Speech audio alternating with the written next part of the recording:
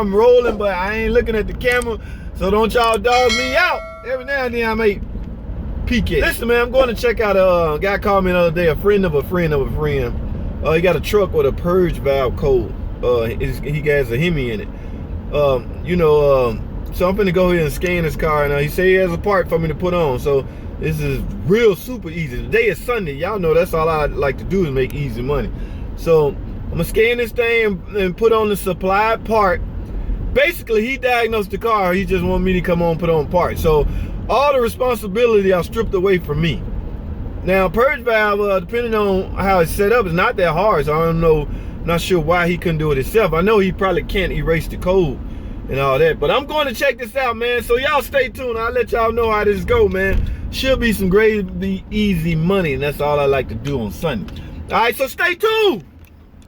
All right, real quick, man, a quick lesson on purge valve. A purge valve is part of the evap system, and as you know, the evap system, we're trying to prevent fuel vapors from escaping into the atmosphere. All right, here's my new purge valve right here. All right, nothing real to it, man. Let's get this hose off right here. We got a hose right here. Now, the problem I ran into, not really a problem, but the connector right here.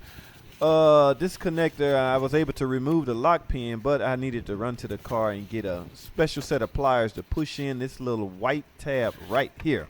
And by pushing that in, you will be able to remove the hose. Okay, like I say, man, a purge valve, man, it simply meters the amount of vapors coming from the canister into the engine. You don't want to be burning those purge vapors at all time. All right, so it just meters this. All right, now verify you got the right part. It looks just like it, okay, but that still can be misleading. All right, so we got it on, man. That's the old one right here. What I'm gonna do is check the codes and go from there, man. All right. All right, ladies and gentlemen, that was pretty interesting, man. I just finished the Durango that we talked about earlier. Now, come to find out, buddy had actually 3 fault codes. But again, I have no responsibility, or I took on no responsibility for a diagnosis. This was one of those calls where, how much you charge to put on a part? In this case, a purge valve. How much you charge to put on a purge valve? I give him my charge. He said, cool, let's do it. So I go over and do it. So I go into his system and find out he had 3 fault codes.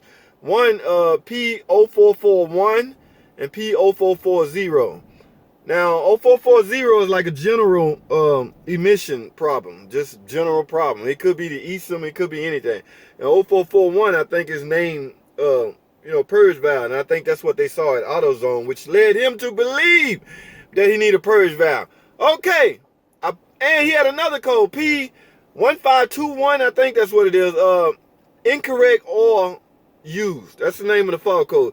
A lot of people get that code confused, man.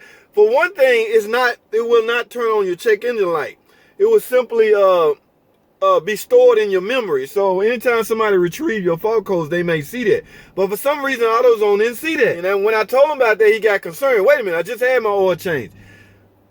That particular car, like I say, you should always go off the your owner's manual and the oil filler cap. It says 05W20 on the cap. Now I asked him, well, this is the kind of oil they use. He don't know. So now he is all in panic mode. It's just stored in the memory, man. That car, the Hemi, uses MDS solenoid, and it uses a sensor that will monitor oil temperature. Okay, so they basically take those two and do some calculations, and then the computer can tell if the incorrect weight of the oil is used. That's how that fault code is stored. Remember, it's not set, or it will not turn the check engine light on. Okay, so it will simply store the fault code, which should alert the next guy to go in it.